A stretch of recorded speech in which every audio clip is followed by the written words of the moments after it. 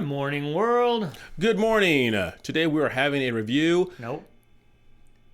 Reaction. A reaction. I gotta get that word out of my head. I have no idea what it's all about. Stay tuned. I'm Cedric. And I'm Brian, and this is Cedric and Brian.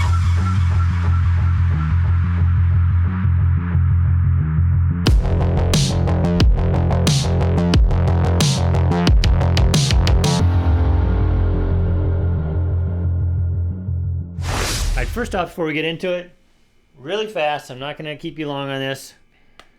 Go to the link in the description. Please sign up for the Daily Wire or buy some Jeremy's razors. It will help us win a contest. We want to beat these guys. I mean, we were all up to third place. Now we're like down to seventh. We need your help. That's what I want to say on Tuesday's video. I'm just going to leave it at that. For me, it's not the car. It's the money would help. Yes. But the fact that the Daily Wire, here's what you don't know. The Daily Wire reached out to us and said, will you guys take part in this? The fact that they acknowledged us and they see us and we're on their radar, that's what's on cool. So I want to stay on their radar. And it will get me to Tennessee quicker because that money will go a long way to help me get out there. So anyways, I want to make a shout out to Gothix, Gothix. If you haven't watched her channel, she is brilliant. She always does good stuff. Sometimes we do stuff first and then I notice on her channels. In this case, I saw her do this reaction. I watched it. I loved it. I said, you know what? I'm going to see if Cedric's ever seen it. He hasn't. So this is going to be a reaction to The Secret of Selling... let me say the title. You shouldn't say it. It's not the N-word. Go ahead. The Secret of Selling the Negro. So it was done in 1954. Wow, that's before I was born. Was it? Yeah, it was. All right, so it's kind of a long video. We're going to get right into it because it's eye-opening. The Secret of Selling the Negro.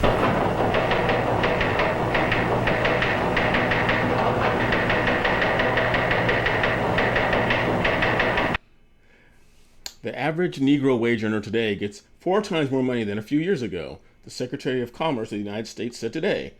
His income has increased more rapidly than the income of all other Americans. The Commerce Secretary said. He pointed out the family income of the Negro is today at a record high. So this was 1954. Okay, 4 times.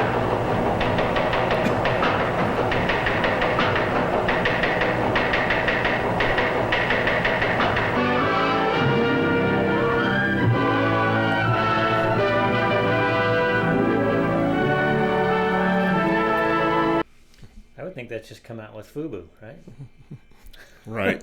I was already caught off guard because I thought it was a how-to manual for slave traders. No. The Secret of How to Sell the Negro. No, this is how to make money. Okay. I can see how you'd see that, though. Wait a minute. Presented in cooperation of the Johnson Publishing Company, publishers of Ebony, Tan, Jet, and... So this... Are Tan and Hugh, is that like satire? Because I know Ebony and Jet magazine because my grandmother had them on our living room table. I know you have no idea what those magazines are. I know what Ebony is. It's still around. Robert Johnson was actually the president of Jet and Ebony, I believe. I don't know if he still is or if his family still owns it. But I know Tan and Hugh were also magazines. So this was in cooperation with the founders of those magazines. Okay, Robert Johnson. Is Robert Johnson black? Yes. Okay. Hello, I'm Bob Trout. I've got a story here that I think is big, really big, because it's bound to have a terrific impact on business. I'm talking about a new market, a big new market, millions upon millions of new prospects with $15 billion to spend. That's right, I said $15 billion. That's a lot of money, isn't it? The surprising thing is that it's a fresh market, still full of opportunities. It grew up so fast, got so big in a hurry, that few of us realize its scope. Now, these days, nobody's like...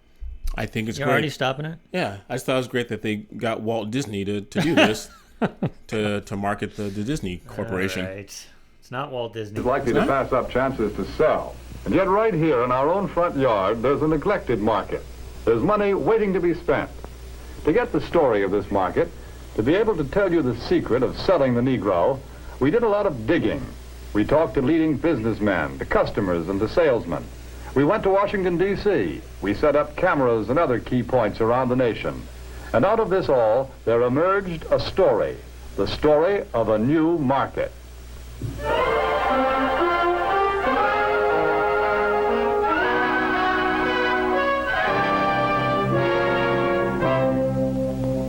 Yes, this is the market we're talking about, the new Negro family. Their name is Wells or Wilson, Smith or Brown or Alexander or Breen. You and I have laughed about that numerous times. Talked about the color of families' last names. And I said, I've never met a black, I've never met a black. Yeah. I've met black browns and greens and whites. Yeah. I was going to point out, look at how they portray the black family back then. Yes. They're all dressed up. This is what we've talked about in the past, pre-1960. This was how they represented the black family, and as a family. Yes. That's what Dad and mom in the house. I'm sorry, two-parent this wasn't home. close to me.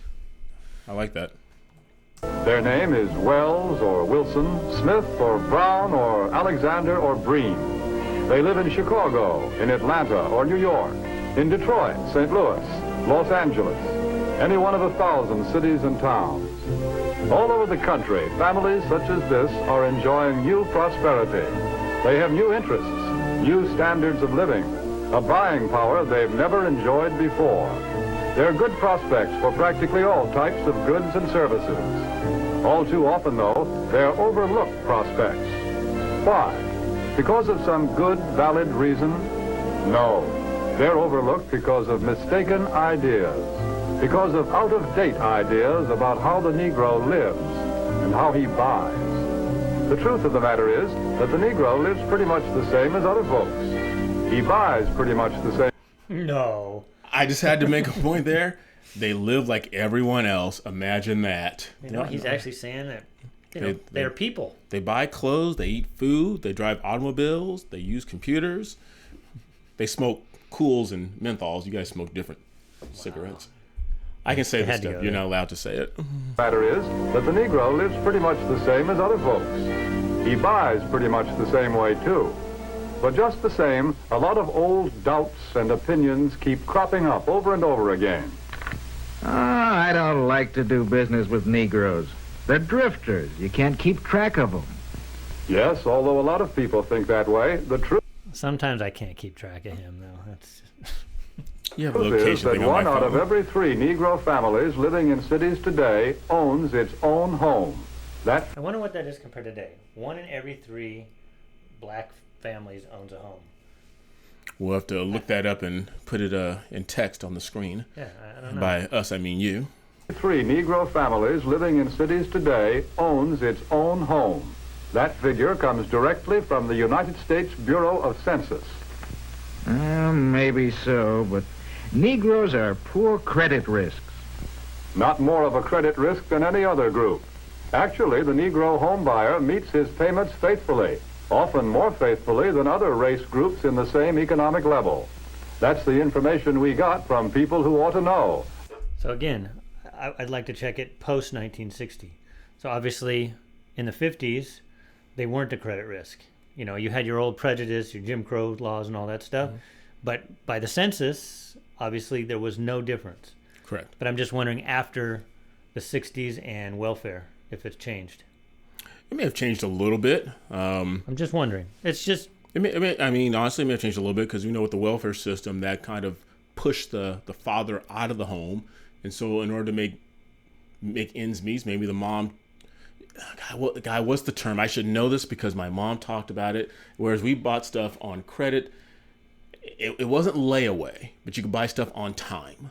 Okay. I guess, which really didn't attribute you going into debt. You just bought it as you got paid, and you would go to the store and make payments on it. All right. Just curious. The National Association of Real Estate Boards. Well, maybe, but I've always heard that Negroes buy shoddy, poor-quality merchandise. No, it's just the other way around. According to leading researchers, in proportion to population and income, Negroes buy more quality products than any other comparable United States group. You see, there are a lot of confused notions about the Negro customer. But when you dig right down and find out about them, they just don't hold water. Negroes own homes. They meet their payments faithfully. They buy good brands of merchandise. So why let a lot of old-fashioned ideas hurt profits? Take a look at the real facts. Here in Washington, D.C., the nation's capital, some amazing facts and figures about this new market have been uncovered. For a first-hand report, we would like to take you directly to the United States Department of Commerce to hear this story from the Secretary of Commerce himself. Here is the Honorable Sinclair Weeks, the Secretary of Commerce of the United States. In the Department of Commerce, we are constantly alert to trends that mean a healthier national economy, better business for the nation as a whole. Recently, we have been interested in a rising young market, one that represents a huge potential for goods and services. I'm referring to the new Negro market. The tremendous buying power of this group is backed, of course, by an increased earning power. The average Negro family's income is at a record high.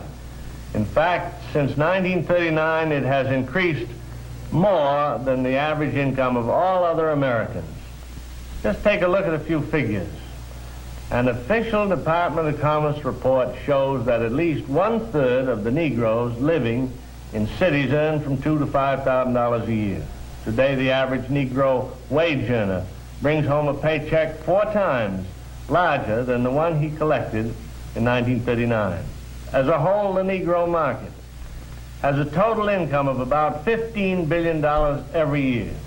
And after taxes, Negro families still have many billions of dollars to spend. Here is a buying power that cannot help but have a tremendous effect on our national economy and on business prosperity in general. When these dollars are spent for a wide range of goods, services, and employment, business everywhere is bound to feel the impact. Very interesting. Very interesting. I also think this really kind of refutes the whole thing about Black Lives Matter, and when they put out that saying that, well, blacks started behind, the financial legacy that white families had. It's like, well, everybody had the same earning. This is 1954, and they're saying that the black families are basically at the same starting point, or they have equal opportunity to purchase the same things that white people have to buy. Well, and they're saying that for those years from 39 to 54, they started creating 4 times more wealth. Right. So, and again, and we can look back and say, well, why is that? And now why a company like this, obviously it's capitalism. They want to increase their profit margin. So they're going after a market that is becoming wealthy back in 1954. So what happened after that? Why is it now the big, like you said, Black Lives Matter says, oh, they're behind because they started behind, but yet they gained 4 times in a few decades before the Civil Rights Movement. This new buying power has resulted in a class Negro market, a profitable, above-average income group of consumers. Profitable, above-average income bracket.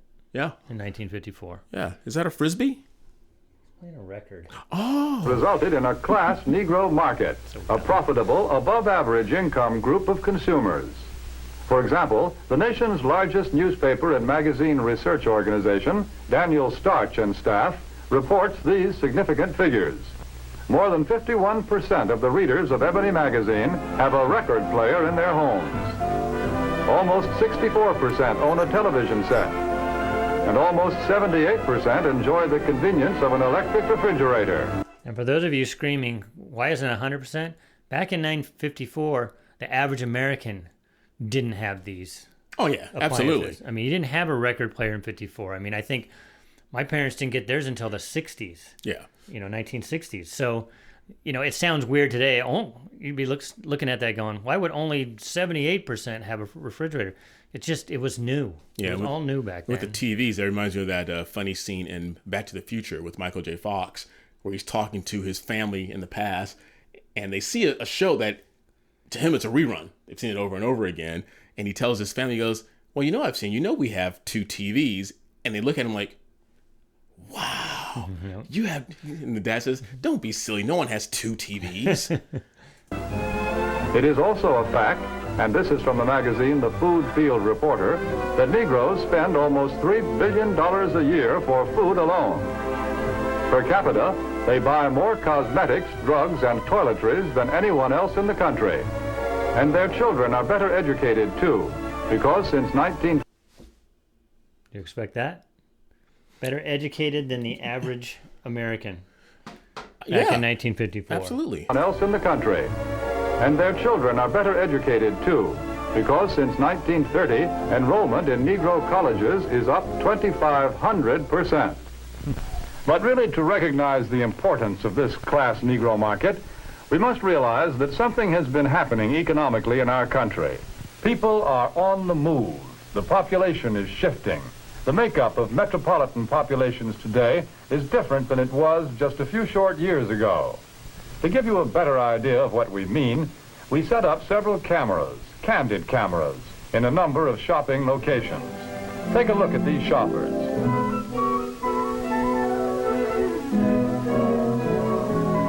Notice what a large proportion of them are Negroes. What's the reason? It's simply this. Negro families are moving into the cities where there are more job opportunities. Here they find occupations with more prestige and security, jobs that pay more money. As a result, Negro families today often make up the largest part of Central City consumer prospects. A shoe store in Chicago's Loop, for example, reports that more than 50% of its customers are Negroes. In another case, a drugstore located at a transfer point in a non-Negro neighborhood finds that its Negro customers total 25%. The trend is plain. The new Negro families today are moving into more populated areas, to the cities, where there are more stores, more buying opportunities. Since 1940, in San Francisco alone, the Negro market has increased by 89%. In Chicago, by 81%. Houston, Texas, 45%. Philadelphia, 50%. The impact of this new buying force is so tremendous that actually in 14 major United States markets, a product cannot be number one without Negro support. A product must have the backing of this big new buying power to be a leader in the field. What do you have to sell? Chewing gum or cars? Toothpaste or transportation? Whatever it is, here are millions of prospects. And these prospects are everywhere. Negro customers can no longer be pigeonholed.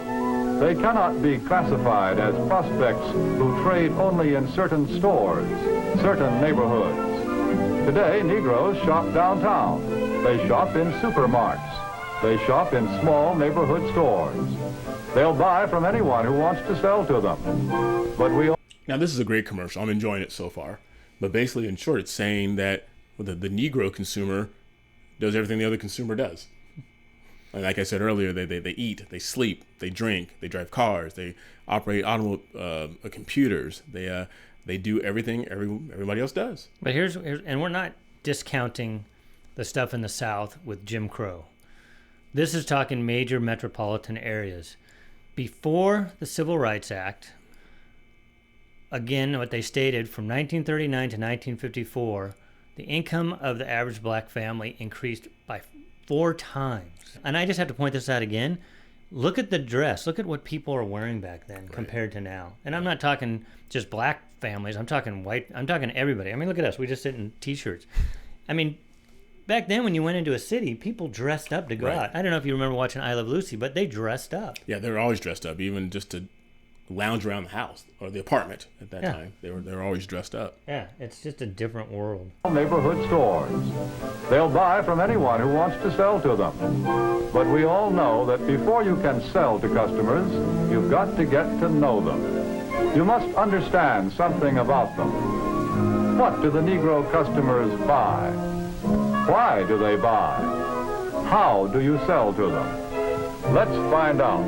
Let's hear the opinion of men who have spent a lifetime studying the buying habits of customers the world over. Here is what sales psychologists have to say about selling to the Negro. The secret of selling to the Negro is expressed in one word. That word is recognition. Now, there's nothing unusual about that. People want to be recognized. They need recognition. That's basic in all of us.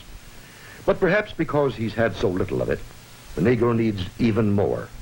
He needs to feel important and appreciated. This need is a very real and important one. It shows up even in many of the Negro's shopping habits. Anyone who sells... I know I'm stopping a lot. You didn't ask me to do that, but I had a conversation with my dad years ago because going to my dad's house, he has a lot of shoes. And I said, Dad, why do you have so many shoes? And he thought about it for a little bit. And he goes, well, I guess growing up, I didn't have any. I didn't have any shoes. So when I bought a pair of shoes, number one, it was a quality pair of shoes. Right. And I just learned to take care of them. And I had a hard time throwing them away, or like I do even, or most people do, give them to the thrift store or get rid of them. I think you just touched on something. And this is what I tell my kids too. It's the reason why I didn't buy them cars. When you earn something, you save up, you take care of it. Right. When you're given something, like by the government or by your parents, you don't take care of it. Right. It shows up even in many of the Negro's shopping habits. Anyone who sells or wants to sell to the Negro customer should know about some of these habits. 3 habits in particular play a big part in every sales transaction. To begin with, most Negroes buy by brand. They ask for products by name. They're quick to turn down off brands. Do you wonder why? Well, listen to what this customer is thinking. That last hat I bought just didn't hold up at all. You see, for a long time, the Negro has been sold a lot of shoddy, second-class merchandise. So now he asks for name brands in order to make sure he gets his money's worth. Okay, I have to say something about this. Okay. Back then, I understand that. You bought a name brand because back then corporations stood by their name, stood by their brand. Like we all know today, when you want to blow your nose, you don't ask for tissue, you ask for Kleenex, even though that's a brand name. I think that's come back to bite not only Black America, but Americans in general today, where you become almost a name brand whore, to the point where just that other brand is just as good as quality, but the status of having Nike or the status of having Gucci or something like that, so people can see that, is more important than the actual quality of the item itself. Right. And now, of course, it's 1954. This is a consumer class that was rising at the time. Right. They want to show status. Now you see that with a lot of immigrants, and you see a lot of people buying name brands because they want to show, the neighbor, look what I got. And I think it's a status symbol when you're coming from a place of insecurity that happens. And so this is coming from a place where you've been insecure because you've been prejudiced against for so many years. Absolutely. Now you want to say, look, I'm keeping up with the Joneses. And there's nothing wrong with it. If you can afford a Lexus, buy a Lexus. But if you understand that Toyota is basically the same car. Yeah. And whatever fits into your budget. I mean, I have nothing wrong with if you can buy a Lexus or a Mercedes or a McLaren, then do that. But if you buy a $80,000 Lexus, but you're not feeding your family, or right. or other things are going on, or you're stealing because of it, right. then you need to get your priorities straight. So now he asks for name brands in order to make sure he gets his money's worth. Buying by brand, that's the first important Negro buying habit. Now for the second. The Negro buys good quality merchandise. Symbols of quality and prestige are very important to the Negro customer. This woman, for example, is buying fine crystalware, but she is also buying the admiration and approval of her friends and relatives. Listen to her thoughts. My, isn't it beautiful? I can hardly wait to show it to Sally and Joan. It's a well-known fact that many Negro customers are influenced by the opinions of others. What their friends may think of a certain item often decides whether or not the sale is made. So remember, the Negro buys quality merchandise. That's the second important point. And here's the... Kind of like you just said there, it's okay to have quality if you're not robbing Peter to pay Paul, right? To get the quality. And we all like nice things. We always want great things. I was just having this conversation with my mom the other day. We went out to lunch with my uncle and cousin, her brother and niece. And after we had lunch, my mom said, run up to Starbucks and get me a venti cappuccino. And I tried this off my mom many times. I'm not knocking Starbucks, but personally, I think McDonald's coffee tastes better. But there's something about the status. I'm not saying everyone. Some of you may like Starbucks coffee, so don't jump down my throat. But there's something about the status symbol, be able to hold that cup, because it tells people, I can afford a $5 cup of coffee. Yeah. When sometimes other knockoff brands of coffee taste much better. Yeah. But I mean, I think I get the psychology of this. If you're in a class, and it's not just, right. At this point in time, it was the black family. Later, it might be, the Mexican immigrants. It could be, the Jewish immigrants of the time. When you're placed below other people in the eyes of many, you want to show, hey, look, I've got class. And so I get the psychology of it. And then this type of thing right here is using that psychology to sell a product, which is what capitalism does. They use psychology to sell a product. Yeah. And they're using it to a good effect here. And you're white, so sometimes you just want to pop your collar, let's say. Here's the third thing to remember when selling to a Negro customer. When he specifically asks for one thing, don't try to sell him something else. Don't try to switch him at the point of sale. If you do, he'll probably react something like this. Doesn't he think I've got the money to pay for it? There's a reason for this reaction.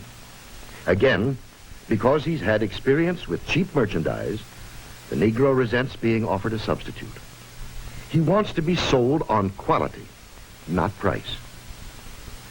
The Negro buys by brand, he buys quality, and he doesn't like to be switched at point of sale. These are the keys to selling the Negro customer. I don't think anybody would like to be switched at point of sale, right? Well, no one does. But again, like you were saying, this is a learning tool to sell to the Negro consumer. And I think being switched at the point of sale, and let's be clear, and I'm assuming here that a lot of these establishments are owned by white people. And so to be, when we're whispering to each other, to be bamboozled or the okie doke, or as Eddie Murphy said in that great movie, don't fall for the banana in the tailpipe trick. You don't want Whitey to get over on you. Right. So this is like, don't try and pull a fast one of them, because if you lose you get one time. And if you violate and you lose their trust, they're not coming back. And it's also, this is the old Zig Ziglar, don't judge a book by its cover. Right. He has an old story that he told about a guy looking like a bum coming in to buy a car. And then that salesperson didn't want to give him any time, found out this guy is just a reclusive millionaire, right, who was going to buy the most expensive car in the lot. But this guy lost the sale because he judged him. So obviously back in the 50s, what they were going through, the psychology of these salespeople is like, they're not going to buy anything worth anything. They don't have any money. And this is saying, no, that's not true anymore. Right. And this is in 54. And that's great sales strategy, because saying that's a new, and I forget the numbers, they said it was a $15 billion market, the Negro community. I mean, just imagine we all know this in sales no matter what. If you make someone happy, they're going to tell 5 of their friends. But if you make someone upset, well, they're going to tell 20 or 30 of their friends. So you want to make sure you do right by them, because they will tell it. Yep. Another point. The Negro family does things together, as a group. The family works as a unit. It lives as a unit, and it buys as a unit. Can I stop that right there? When you sell to one member... Well, that's kind of piggybacking on what I just said. Talking about living as a family and a unit. We beat this, and that's true. But this is the problem after the 60s. Yeah, they did everything. It's a family unit. Mom and dad are in the house. Now they're the highest non-family unit. Right.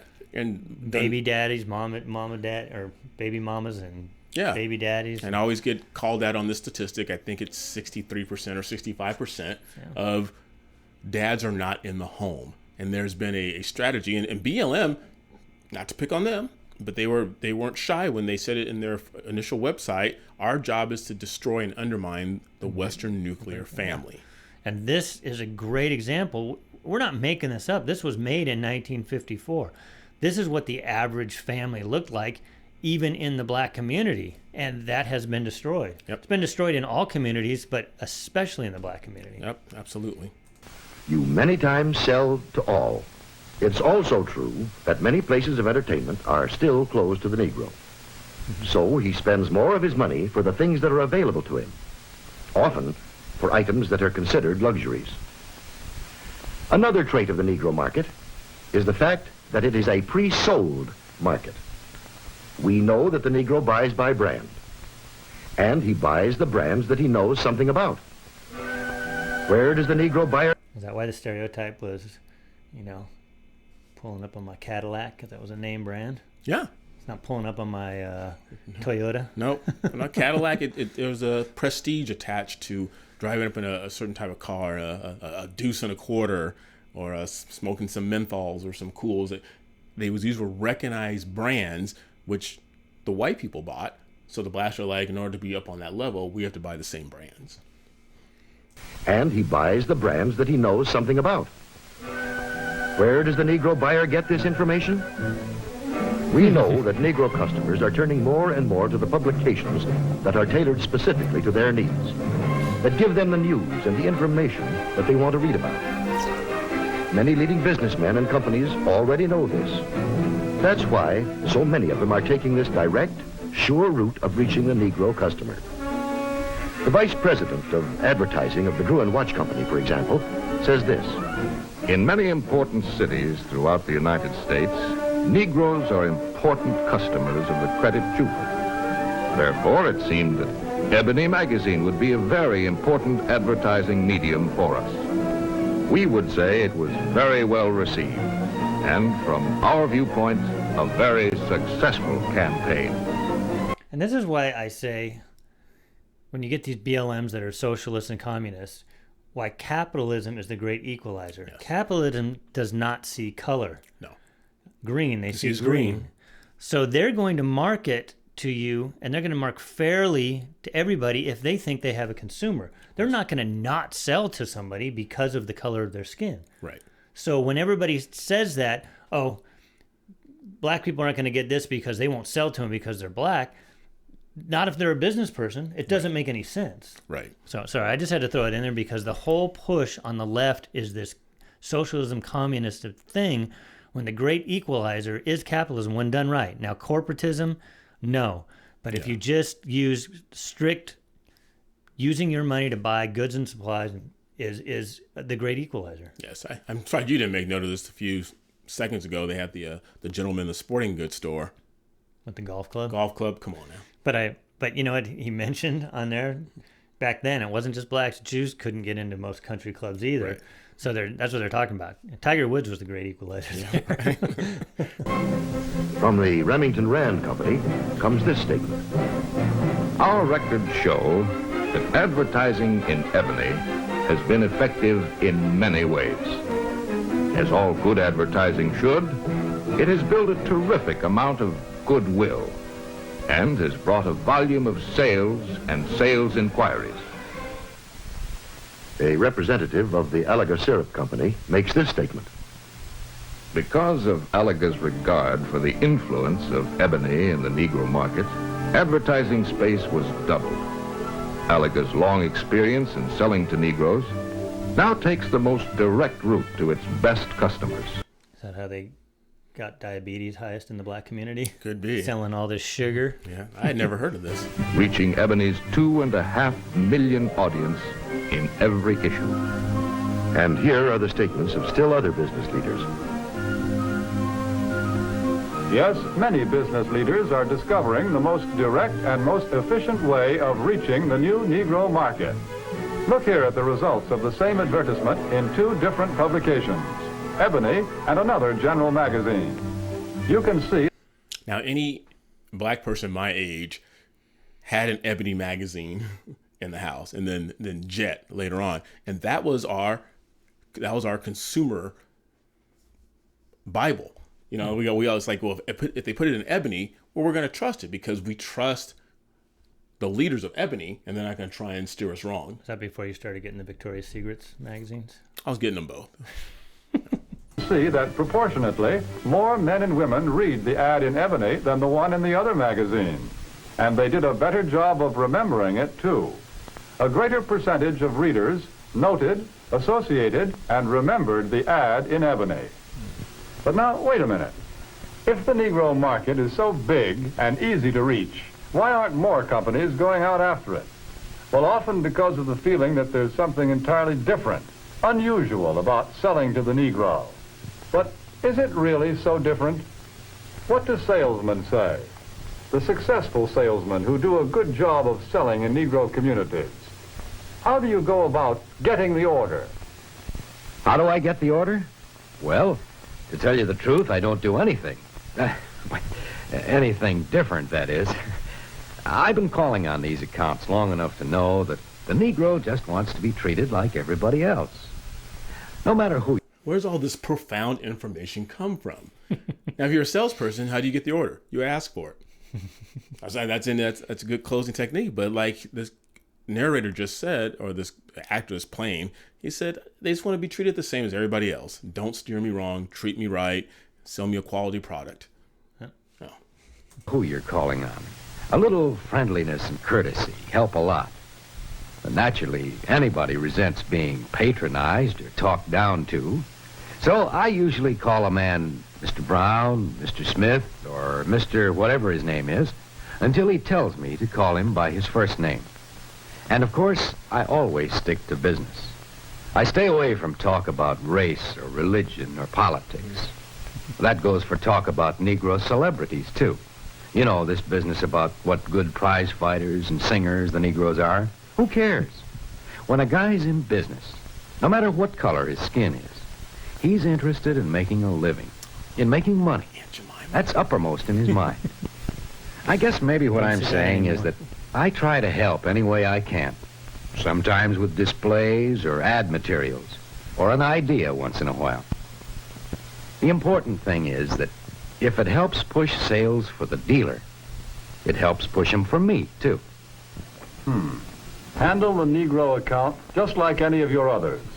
Don't patronize. Stick to business. Get interested in the account.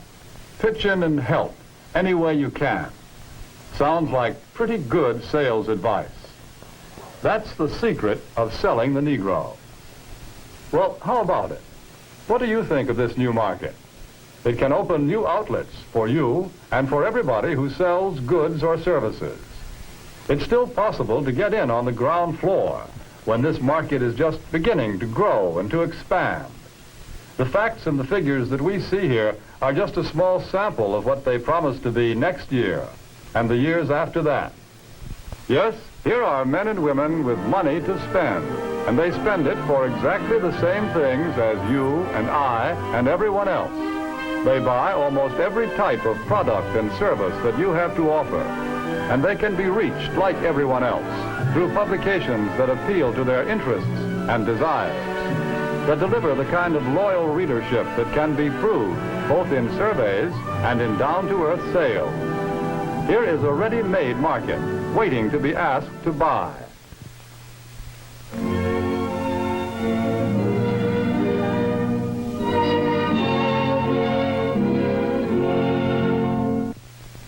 Here are millions of customers for what you have to sell.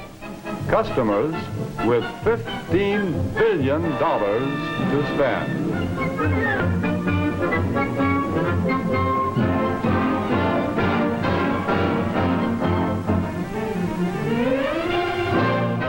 I'll be honest with you guys, when Brian introduced this to me, he said, hey, just follow my lead. We're going to do a review to this, a reaction to this video. I thought it was going to be complete satire, poking fun, comedic, but considering it's done in 1954, it was great. Because the title's kind of, it should be Secrets of Selling to the Negro. Well, like I said in the first opening minutes, how do you sell the Negro? How do you put him on the auction block and get the best dollar for him? Yeah. But it was good. That was impressive. I know we talked about Gothics, and if you're watching Gothics, incredible job. I don't know what her take on it was, but and again, I'm understanding when this was done. Yeah, it was done in 1954.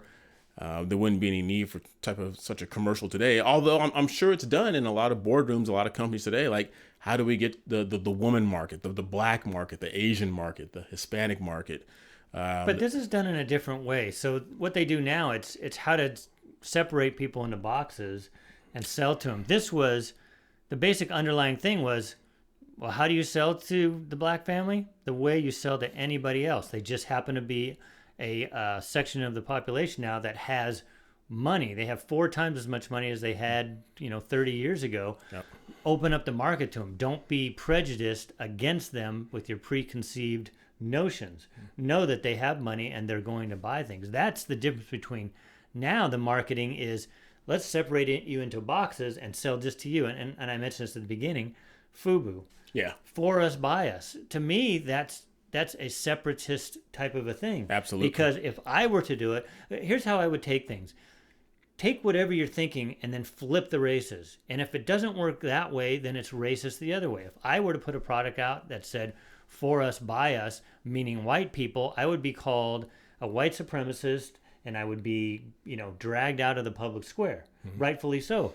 But the guy on Shark Tank who came up with that brand, since it was targeted towards the black person, it wasn't considered racist. But again, is it not racist? I don't know. Isn't that what shepherd's pie is, though? I mean, isn't that a thing that's specifically for the white population? I don't think so. Okay, I'm being funny. I'm being humorous. I would think that would be the good shepherd. Anybody who's, I have absolutely. no idea what. About I mean, I understand why you do it from a marketing standpoint, and there's certain things that you do it for because it would only be for that, basically for that segment of the population. There aren't a lot of white people with afros, so you're not going to sell things for afros. Although there was a thing called the Jew-fro back in the day. Yes, yes. Room 222, a Jew-fro. You take a product, and sometimes you can have a subsection of that product. You have the Trojans, and then you have Magnums. So sometimes you just have to switch it up a little bit. I don't always use Magnums. Okay. Yeah, that's where I was going with that. But about a week and a half ago, I was telling Brian this earlier. You had to go. Wow. They did a great you can tell we don't script things here. episode with Norman Lear as he was celebrating his 100th birthday. For those of you who are old heads like us, you know who Norman Lear is. All in the Family, One Day at a Time, The Jeffersons, Good Times.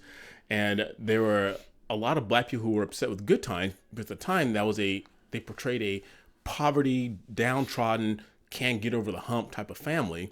But very much like this commercial said, is that they were always together as a unit. No matter what James was going through at the time, whether he was employed or he was looking for a job, they stuck together as a family. And because of such outrage because of that show, that would start at the Jeffersons. Right. Well, the Jeffersons was a spinoff of the All in the Family. Yep.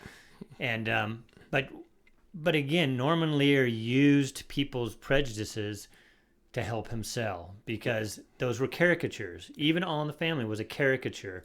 You had Archie Bunker, who was the caricature of a racist. You had Meathead, who was the caricature of the leftist. Mm-hmm. You had Edith, who was the caricature of the dumb. Mm-hmm. She wasn't, if you really listened to her, she wasn't all that dumb, but she was like the stay-at-home mom. Yeah. But then you had the Cosbys, which was just showing a black family in upper middle class settings. Right. And I think that did, and I think that's why the 80s really weren't marked by a lot of this racial conflict that went on before and after, because they weren't trying to sell to a market. Norman Lear, I think, even though white families around the world watched the Jeffersons as a spinoff to Archie Bunker, and his, what you say, your dad, one of his favorite shows was All in the Family. Loved All in the Family. So I mean, those worked. But they were caricatures. So it was nice to see, even though, poor Cosby wasn't such a great guy after all. But that Heathcliff Huxtable is a great guy. So the show itself was good. And it just showed people as people and not as stereotypes and caricatures of X, Y, and Z. Absolutely. So, anyway. This was great. Again, I didn't know what to expect. I'm glad Brian shared it with me. Leave in the comments. Let us know what you think. And then for you young people out there, I know most of you, or a lot of you, John Majunkin, are old like us. But for you youngsters, if you wonder why they're using Negro in this, is because as in the 90s, African American was the vernacular. Today it's POCs. Back then, that was just what was used, and it wasn't invented. It may have been invented by white people. I don't know, but you had the organizations of the time in the black community all used that word as part of their thing. And I mean, that's the word that's used on my birth certificate. It's a Negro. So it wasn't an offensive This was good. It was awesome. So you guys leave in your comments. Let us know what you thought about this. Would something today fly today as a marketing tool? Would people like run from it?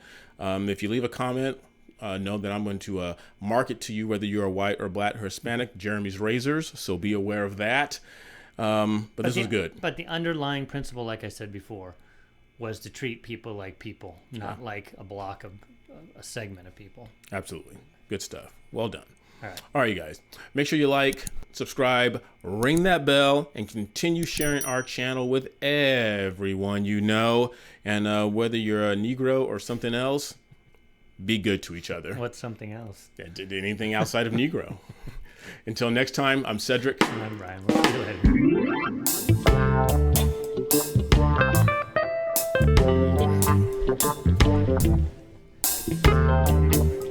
Oh no, I was not good.